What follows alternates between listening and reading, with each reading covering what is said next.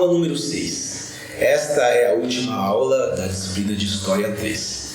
Depois dessa aula e depois das atividades realizadas, vocês terão cumprido a disciplina História da Igreja. Iniciaremos esta última aula falando sobre a renovação da Igreja Evangélica. E isso se passa nos seus grandes líderes, ou nos grandes teólogos do século XX, da segunda metade do século XX. A gente pode destacar aí alguns deles. Os presbiterianos, Cornelius Van Til, Herman, Francis Schaeffer, R.C. Sproul, Michael Horton e Eugene Peterson. Temos aí os anglicanos, C.S. Lewis, J.I. Packer, Wright e Alistair McGrath. E os batistas, Jamie Houston, Carson, Erickson e John Piper. Esses foram grandes homens que, com a sua teologia, que com o seu testemunho de vida, influenciaram muito a Igreja Evangélica. E não podemos deixar de citar aquele que é considerado o maior evangelista do século XX, que é o Billy Graham. E estes homens, a partir de seus estudos e de sua dedicação, vão trazer uma renovação da Igreja Evangélica, não só no Brasil, mas também no mundo. E por que essa renovação da Igreja? Porque nesse período aí, segunda metade do século XX, estamos aí no auge da Guerra Fria, no auge da polarização entre Estados Unidos e seus parceiros, União Soviética e seus parceiros. Apesar de que nunca houve um confronto direto entre esses dois países, por isso o nome Guerra Fria. Ambos patrocinaram algumas guerras, como a Guerra da Coreia, a Guerra do Vietnã, mas não houve um confronto direto entre essas potências, por isso há o termo Guerra Fria. Mas esse sistema não se sustentou por muito tempo, e aí no final da década de 80 esse sistema começou a ruir. Primeiro com a queda do Muro de Berlim e depois o desmonte da União Soviética. E isso vai trazer vai redesenhar a forma como a Europa vai se ver na sua geopolítica e também na sua forma de se viver em sociedade. Porque então a Alemanha dividida, agora unificada, tem aí uma forma social que é única, não é diferente, como tinha a Alemanha Ocidental e a Alemanha Oriental. Já não existe mais essa divisão. E as repúblicas soviéticas não são mais um bloco só. Essas repúblicas, uma vez que recebem a sua independência, vão adotar o seu sistema. Se vão continuar ali pensando nos resquícios comunistas ou se vão aderir ao que até então se mostrou, não diria mais eficiente, mas com a maior adesão no mundo, que é o sistema capitalista. Nós temos aí também, paralelo a esses acontecimentos, com o fim da União Soviética, a nova democracia brasileira. Aí na metade da década de 80 tem fim aí o regime militar. O regime militar tem seu fim e aí se inicia aí uma nova democracia brasileira. A partir da Constituição de 1988, nós temos aí as eleições democráticas e uma nova política a partir de uma nova democracia brasileira. A gente pode destacar aí que a partir dos anos 40 houve um crescimento muito grande das igrejas evangélicas, um crescimento muito considerável, crescimentos que chegam aí na casa dos 10% em alguns segmentos do protestantismo no Brasil. A partir dos anos 90 nós temos aí uma mudança na geopolítica e novos desafios. A guerra do Iraque, a guerra na Síria, a guerra na Líbia, a guerra no Afeganistão e agora, mais recente, a guerra na Ucrânia. Ainda vamos falar um pouquinho sobre a guerra na Ucrânia. Nos anos,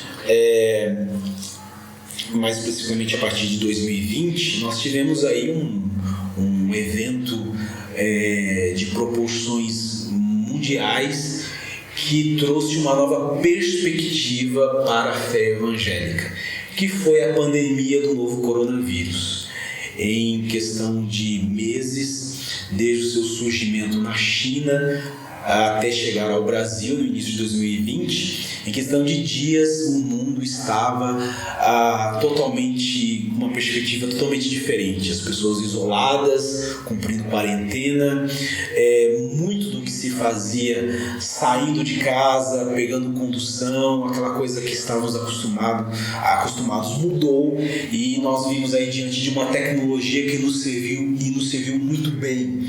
Cultos outrora realizados presencialmente, com aquela coisa totalmente efusiva de abraços, de apertos de mão, de confraternização, não eram mais possíveis. Então nos vimos numa realidade onde tínhamos que assistir um culto que fosse transmitido online ou gravado, e as nossas vidas estavam aí de uma forma muito diferente.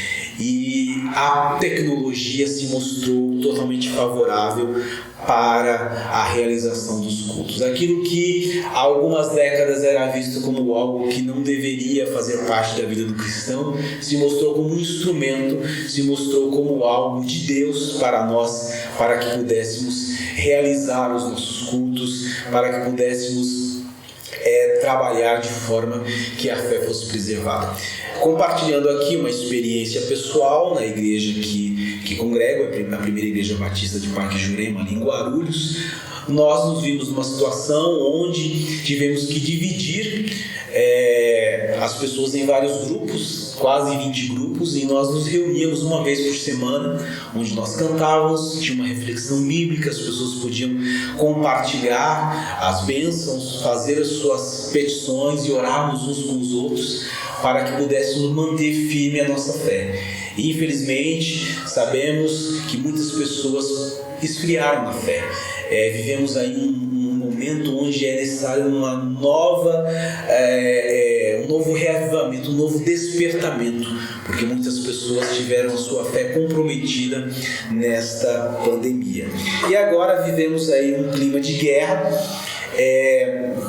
Nós falamos aí sobre os conflitos que aconteceram desde 1815, que desembocaram na Primeira Guerra Mundial, o liberalismo, não só econômico, mas o liberalismo na sociedade que foi colocado em xeque com a crise de 29, que desencadeou a Segunda Guerra Mundial, que por causa do totalitarismo que ganhou força por conta dessa crise no liberalismo, que depois trouxe a Segunda Guerra Mundial, um novo desenho geopolítico a partir do final da Segunda Guerra Mundial, com a polarização do mundo em comunismo e capitalismo.